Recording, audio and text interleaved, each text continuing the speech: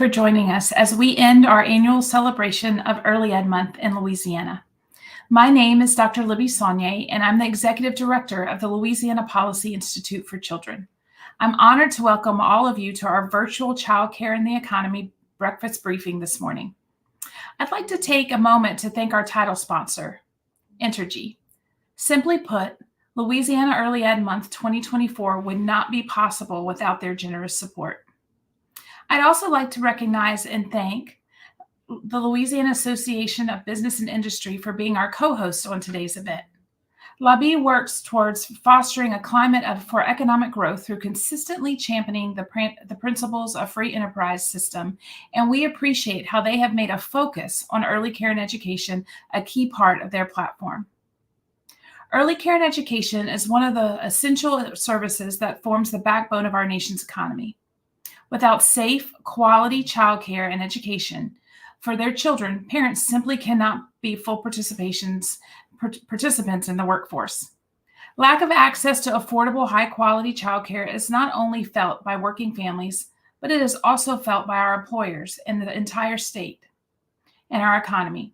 To put context around this, childcare breakdowns cost Louisiana businesses $762 million annually, and it causes our state's economy to lose $1.3 billion per year again. This is due to the impacts of childcare breakdowns on working parents.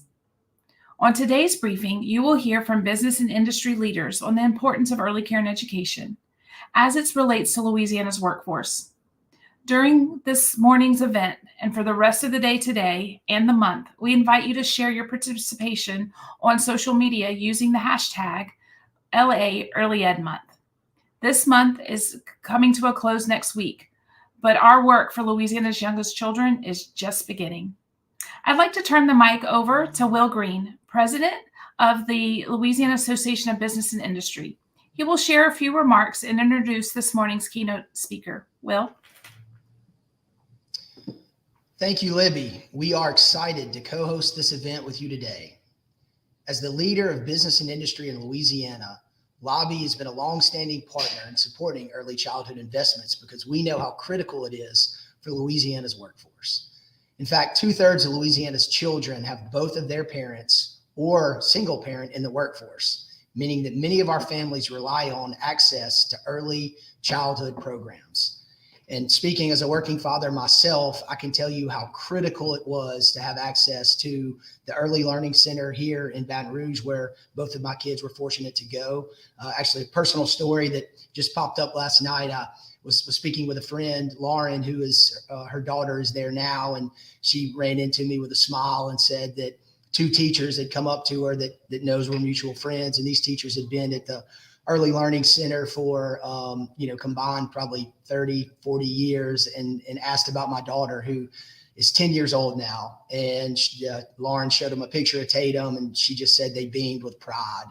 And so we were so fortunate as parents to be able to go to an early learning center like that, that was passionate about our children, that cared for our children, and combined that passion and that care with a dedication to a curriculum.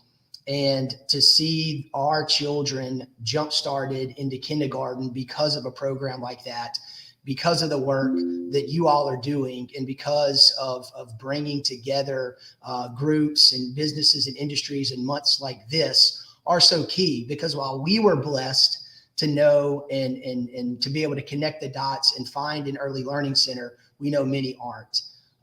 And so thank you for the work you're doing here, and all of you are doing across the state in getting the word out and in connecting the dots on early childhood education and how important it is to the next phase of a child's learning and then moving them into the workforce. And with that, if you'll allow me, I'd like to introduce another working father and today's keynote speaker, Mr. Wayne Brown. He is a 4th generation builder. Mr. Brown founded and led Brown Builders for over 40 years. Under his leadership, the company introduced to the Shreveport-Bossier area and the state of Louisiana innovative methods of design, build, construction, and contracting that helped shape our community with landmark facilities. Brown Builders' portfolio includes a wide range of sizes and scopes for public, private, and government owners.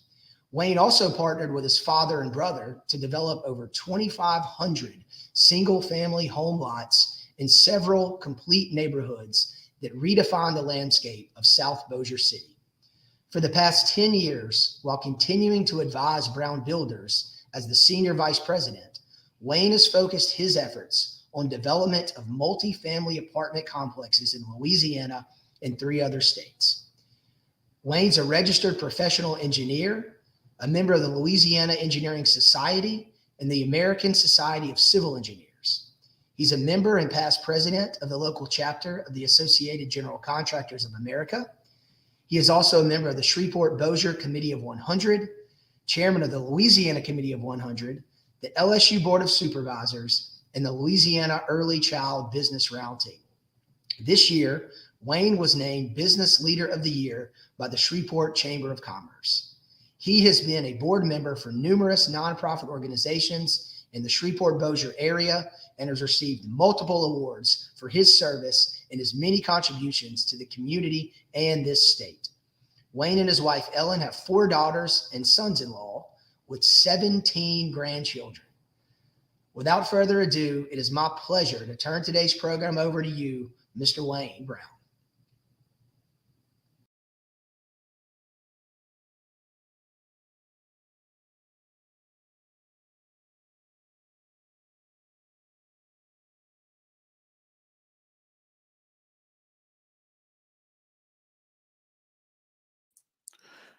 We're sorry, we're having a momentary difficulty with Wayne's audio. Please give us a moment while we adjust that. Thank you very much.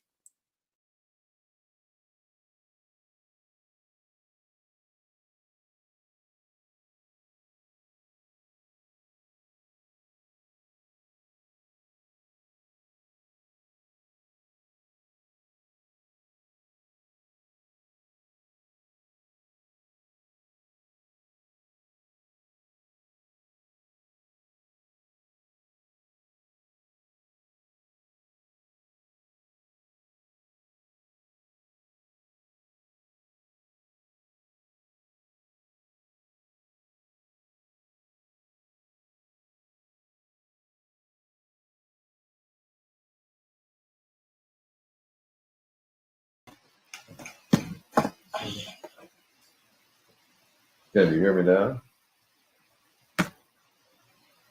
We can hear you now, Wayne. Okay, good. We'll bring you back on screen in just a moment. There we go. Okay, good. Go ahead. Thank you.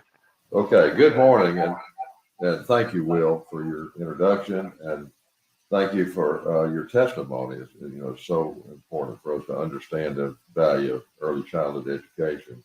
And thank you, LABI, for your support, and Entergy for your sponsorship. And especially want to thank Libby for her leadership and her commitment to early childhood education, and all the staff and the board and the stakeholders. And my daughter Kristen is on the board too, so I'm really proud of her involvement. As Committee of 100 chair, I'd like to just give you a little bit of background. In 2016, Entergy provided a grant to start this process of early childhood education, and Committee 100 added to its staff a part-time employee based on using these funds. Over the years, many groups have supported the committee of the efforts of early childhood education to get policy changes in the state legislature and especially funding. Also, our executive committee member of Committee 100, Mary Werner, serves as the president of Louisiana Policy Institute for Children. So you can see how we're involved with our partners, and we're really proud of what's going on. The state has funded through the legislature over these several years funding for this wonderful endeavor. Made good progress, but we still have a way to go. Early childhood education is important to me because, first of all, as a business leader, I understand the value of early childhood education, and how it provides many benefits to our communities and positively impacts the overall economy. Lack of access to child care is a significant barrier to our workforce participation for employers of all sizes, large and small. Early learning can help improve the workforce through increases in labor productivity, provides more job opportunities, and better prepares the future generations to grow into positive contributors to our communities through the workforce. Access to high quality, affordable early child care allows more adults to enter and stay in the workforce. It increases work productivity as working parents miss fewer days when they have access to stable child care. When a parent does not have a safe place for their child to go, they're forced to possibly arrive at work late, leave early, or even miss days. And without reliable child care, parents may not be able to work full time, miss out on promotions, and even have to quit their jobs and not be able to take advantage of education opportunities. Researchers at ULL Blanco Center found that employee absences turnover due to child care issues, as Libby had mentioned, cost employers over $700 million a year. Parents of young children rely on access to child care so that they can reliably participate as employees. Also, improving access to affordable child care allows more women to work, which can help us make progress toward wage gender differences gap, and then help reduce the need for public assistance. Investing in early childhood centers is investing in our economy, both now and for the future. How? It provides a steady funding stream to early care and education providers, which are usually small business owners. Establishing new early learning centers creates new job opportunities. Early learning centers invest in advancing our workforce when they require aspirational ratings that necessitate high standards and training for employees. They encourage employees in the child care workforce to pursue additional training, certifications, which lead to producing more career paths with opportunities for growth and advancement for early learning workforce. Additional training and certifications increase the skills and abilities of early learning workforce so that children gain more by learning from teachers that are highly skilled. Also, early childhood education strengthens families. How is especially important for low income and working class families, as it can help break the cycle of poverty. Early learning opportunities set the stage for future skill development and pro-social development and well-being for children. High quality early learning for children helps promote upward mobility for future generations, cultivating our future workforce. Children enter kindergarten and elementary school better prepared to succeed and more likely to achieve higher levels of educational attainment, and also in the workforce earn higher wages. And there are studies that have been made that say that, or that show that if a child entering first grade doesn't have at least 3,000 words in their vocabulary, they're more likely not going to graduate. Children, in another area is children engaged in early learning experiences are also more likely to have any barriers to learning identified at an early stage in their life, such as dyslexia. I have grandchildren that are dyslexic. It's a learning disorder that's different from what, as y'all are aware, the typical teaching. I've been working with Dr. Laura Cassidy, Senator Cassidy's wife, on a startup school in Shreveport, a charter school for dyslexic children. This is the third one in the state. And through that, I've learned a lot about the importance of how early childhood education is important to identify those children that have learning disabilities so they can get into the right teaching programs. It's not a issue about their intelligence. It's just a different way that the children have to learn with different learning disabilities. If learning disabilities are addressed early, then the children can set up to be more successful in school and their careers.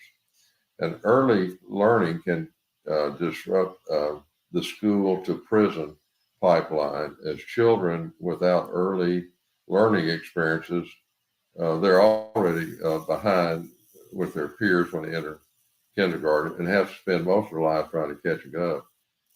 And many won't graduate.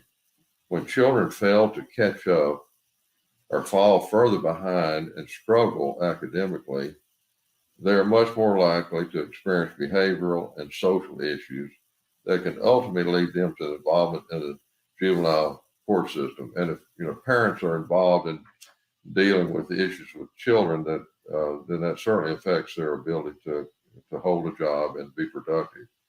And if learning disabilities are not identified and addressed in early life, this can contribute to lower sense of self-worth.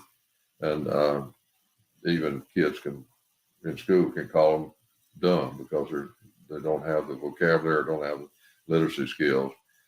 This can lead to other issues such as lagging in reading and literacy skills, behavioral problems, and dropping out of school or involvement in our criminal system. Recent studies show that 48% of the people in jail have reading problems, and many are dyslexic. And the cost to our country to house these inmates is estimated at $500 billion. To summarize, investing in early childhood education opportunities that are affordable and accessible for families yield a high return for our local communities, our economy, and our society. It reduces the tax burden on individuals and businesses, as less people end up incarcerated or in need of public support programs. Also, it grows our economy as more jobs are created through the increased demand for early learning workforce. More people are highly trained and qualified to fill these jobs, and more children are set up on a path to becoming successful, contributing citizens in our community.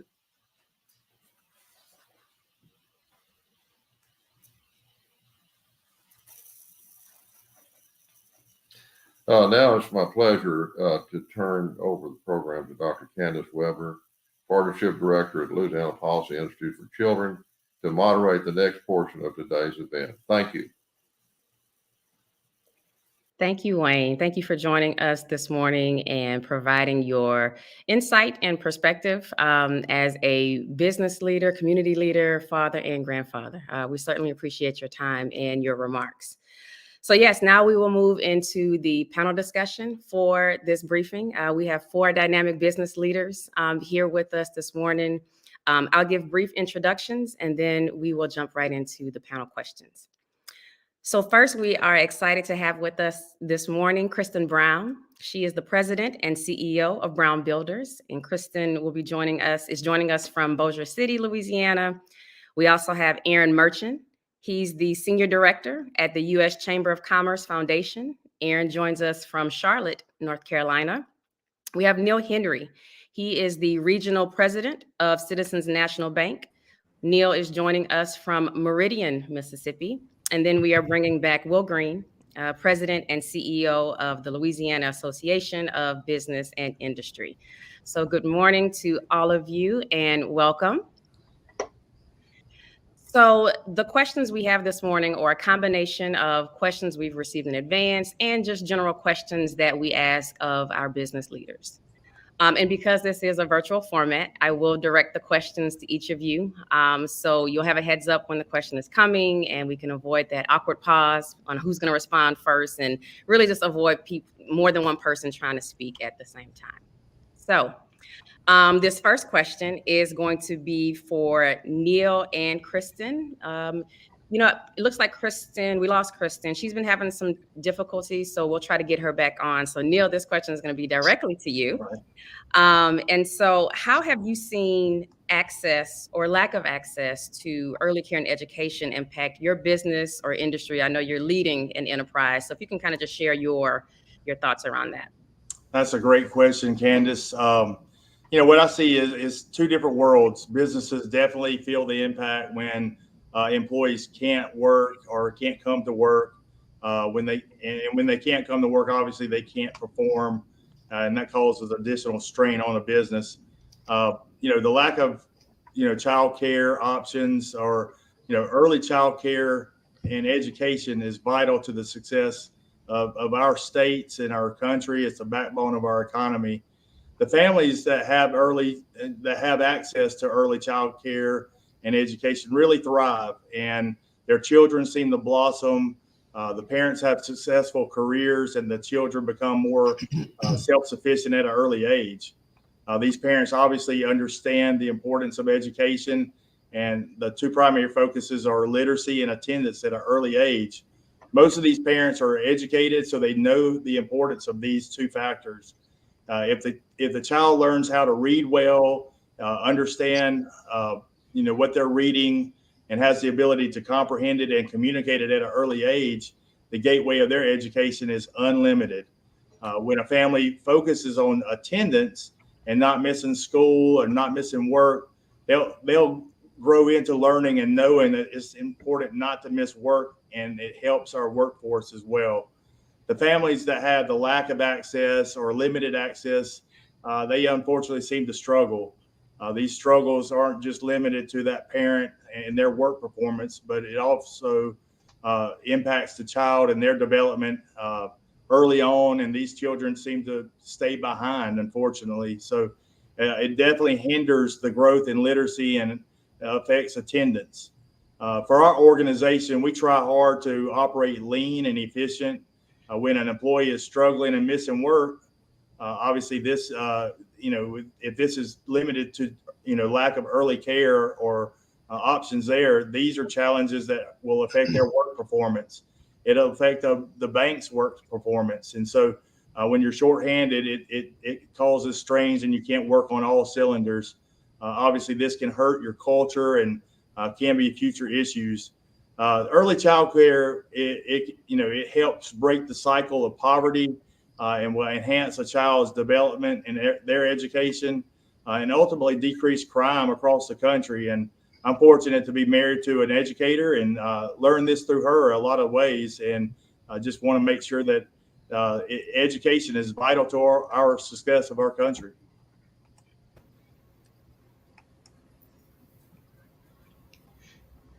Right. Thank you, Neil. Very great points. And it looks like we have Kristen back with us. We're going to ask Kristen to maybe just keep her camera off so we can preserve some bandwidth. But Kristen, I think we can hear you. And I will ask the question to you as well, since you are leading Brown Builders. The question is, how have you seen access or lack of access to early care and education impact your business? Good morning, and I do apologize for technical problems. We actually did a test on this, and everything worked okay, but that seems to be how my week is going. But as a woman in the workforce, as well as trying to lead a company, I've got I think a unique perspective on this, in that I know how it is to be the mother who's trying to try to hold a meaningful job and to do a job in a meaningful way. But also, I've seen the impact that other mothers in the workforce, and fathers too, the impact that a positive childcare experience, as opposed to lack of or inadequate childcare, can do. The effect that can have not only on the employee, but also on their performance. If obviously our children are the reason that we go to work, and that's why we're here, is to take care of our families. And so if things are going well at home, if your children are in a safe environment where you feel like they're thriving and leading meaningful lives, then you're free to relax or to focus on the work that you have. And so that's been, I've seen from the personal point of view when, fortunately, I was able to have quality child care for my children, and I knew that they were well taken care of, and I knew that that they were learning.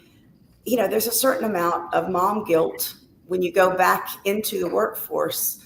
You think, are my children missing out because I'm not home reading the books to them, teaching them their letters and their colors, doing all the things that you need to be doing in the, particularly in the early years to help with their brain development. But if you have a safe environment where the children are, you know, your children are well taken care of, and that they are getting the all of the things that you need for that early brain development, then again, like I said, you feel like you can focus on your work.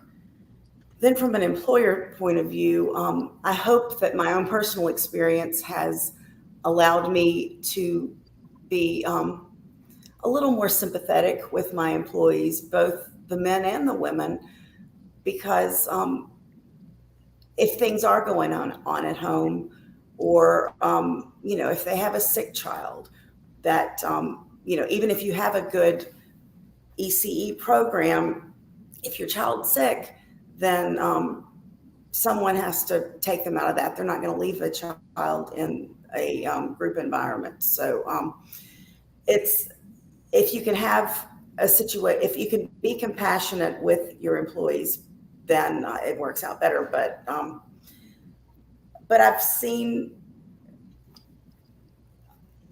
with the cost of quality childcare can be so expensive that it's prohibitive for a lot of the employees. And sometimes employees choose to even, I've had friends that were lawyers and, you know, have higher paying jobs who chose to drop out of the workforce, particularly once they had multiple children, because the cost of childcare was prohibitive. And that, in a workforce where we're already struggling to get quality people, we're already having shortages on people who are available in the workforce. If you lose some of these people because they're choosing to stay home because the bulk of their paycheck is going to childcare, that harms the whole business community and certainly affects our economic development. So I think that addressing this issue and giving people a great place to send their kids and where they feel confident they're well taken care of and they're being educated and not falling behind is just critical to being good stewards and to just being part of our community. Thank you, Kristen. Thank you for your remarks. I'm sure your comments resonate with lots of us, head nods and whatnot. So thank you for sharing that.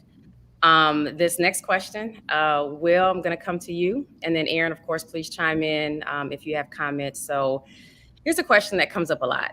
How can the business community support early care and education? Yeah, no, and let me say again how much I appreciate Libby and all of you for participating today and on such an important topic. And it is very important to Louisiana Association of Business and Industry as the state chamber and our members to focus on early childhood education. If you know the proof is there, I'm looking no further than our LA 23 plan, which we now call LA Driven. A massive portion of that strategic plan on how we can move Louisiana forward is dedicated to early education. And so, you know, how do we get there? I think the business community, you know, we need to expand offerings that are sustainable for our youngest, you know, especially birth to age 3.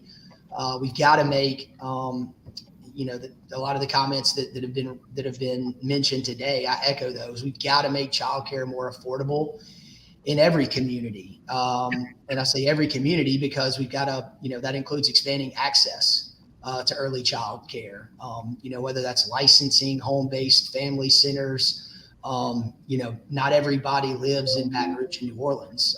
I love being a part of this event with my friends from Shreveport, Bossier, because I'm from Ruston. I'm from North Louisiana.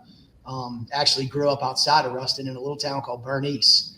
And I can tell you there's not a lot of quality early learning center options like my wife and I have here in Baton Rouge in some of those areas that I grew up in. And so but there are good kids that need it.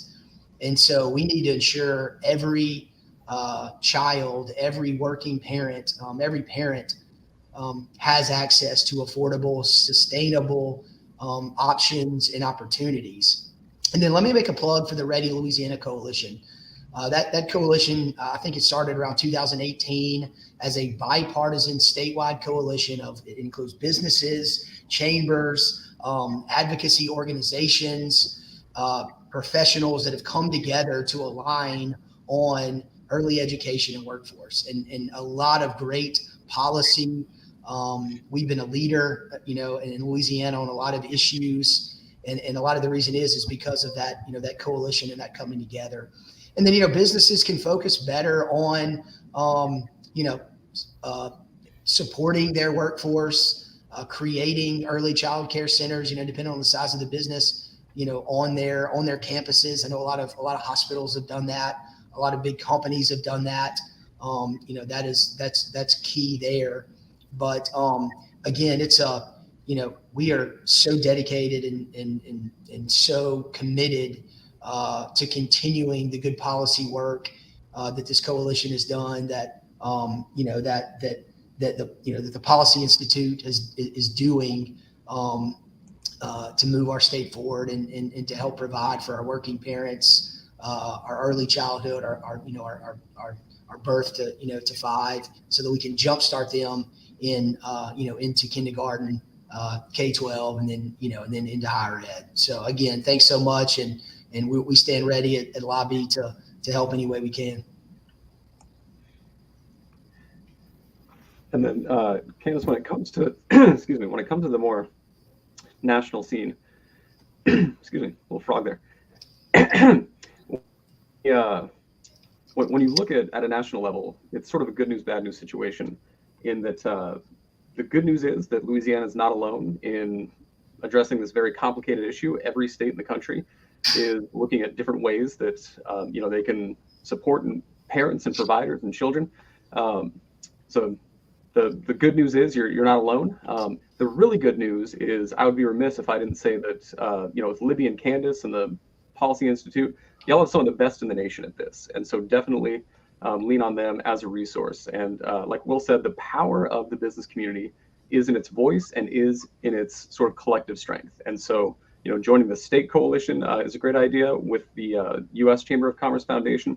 How we can really be a value add to y'all is we are talking to states all over the country. And so if you are a small town chamber or regional chamber, if you're a local employer and you're wondering, how can I get more involved? How can I do this? What are ways that this has been done in the past? I encourage you to, reach out to me. I'm happy to find a similar business, a similar sized town that has, sort of advanced the cause of childcare at that local level. And then at a national level, similar to that shared voice within Louisiana, we have a U.S. Chamber Foundation Early Childhood Ed Task Force that we'd be happy to have folks join. It's made up of chambers, industry leaders, providers. And then when it comes to sort of taking what momentum is happening at a state level and making sure that priority and momentum rises to that federal level, that's also an area where we're happy to be of assistance. If we're looking at what's going on at a federal level, is there legislation that's happening? Are there tax credits? What's the Louisiana congressional delegation doing? Those are all areas where the U.S. Chamber Foundation is happy to act as sort of a facilitator and a collaborator when looking at how can Louisiana strengthen its childcare offerings? How can the business community play a role in that? And then how can we connect you to folks across the country that are sort of in that same fight. Thank you, Aaron. So we're going to keep moving. And so now we're coming back to Kristen and Neil. And Kristen, we're going to have you kick us off with the response this time. And so, as we know, and as we've heard on this, this briefing, children go through a tremendous amount of brain development during the early years. And many of those soft skills are built as they go through their social, emotional interactions, self-regulation, executive functions that they get through their early learning experience. And so, can both of you talk about the importance of soft skills in your business? And Kristen, we'll start with you, and then Neil, if you can add comments. Yeah, sure. Thank you for that question. And honestly, I think even with the increased awareness and spotlight on early childhood education, this is the aspect of it that that may be underappreciated. The soft skill development is so critical. And by soft skills, it's the ability to manage your emotions, your impulses, problem solving, flexibility, just the ability to interact, communicate, to work well with others, to show empathy. All of these skills are critical to the workforce. You've got to be able, even in this world where a lot of people are able to work remotely, you still have to be able to work with other people. And I just don't think that I do appreciate this group and others, moving the focus a little bit toward this aspect of it, because these skills are developed in the birth to 3. I mean, of course, they're developed all of your life, but that's so critical. My daughter works with autistic children, and there's been such a rise in autism throughout the country. And I think it's more than just awareness. There's clearly, more autistic kids, and so many of these soft skills are skills that the children on the spectrum lack. And although the research is clearly not definitive, my daughter's been working some with, some of the causation as well as some of the research on that. And they are beginning to find a link behind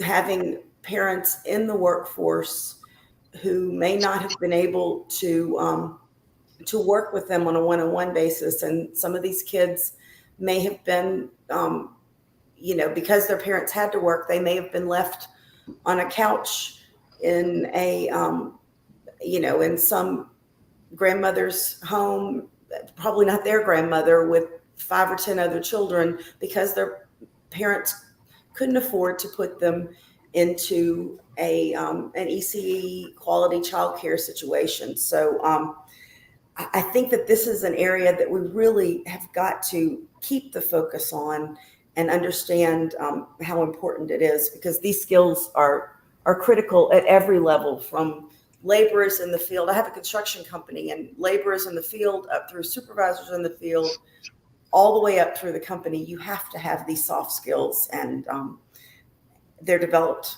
at this young age. So we've got to keep up the focus on that.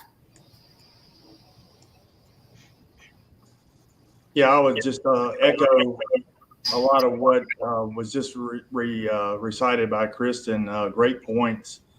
Skill development is very important in our industry.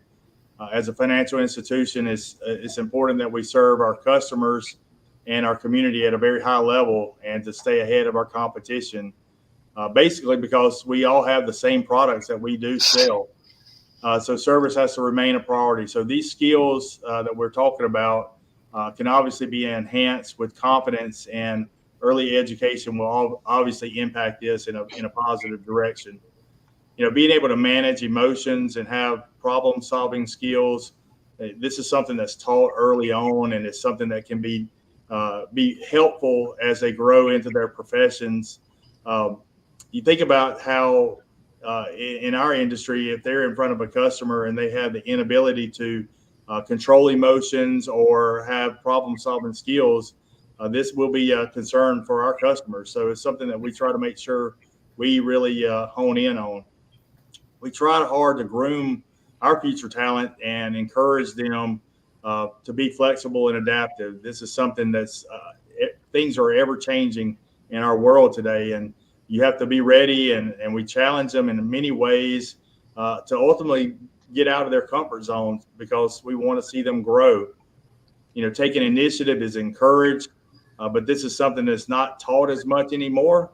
So challenging the employees at an early in an early way helps them understand, and this will help them obviously grow. We've seen our younger generations have challenges with communication because they love to have their phone at their fingertips and communicate via text. But we utilize one-on-one meetings all the time. We have an onboarding process with our customers that require follow-up phone calls. And this just allows our new team members to really understand the importance of communication. We're blessed that we have a lot of great employees and great customers, and our leadership is doing a great job instilling our culture. But we start our days with a positive, we start our days with a huddle that we discuss a positive moment that took place the day before. And we always talk about one of our top alignments. And this just allows our days to be started in a positive direction and know what our top priority is of that day.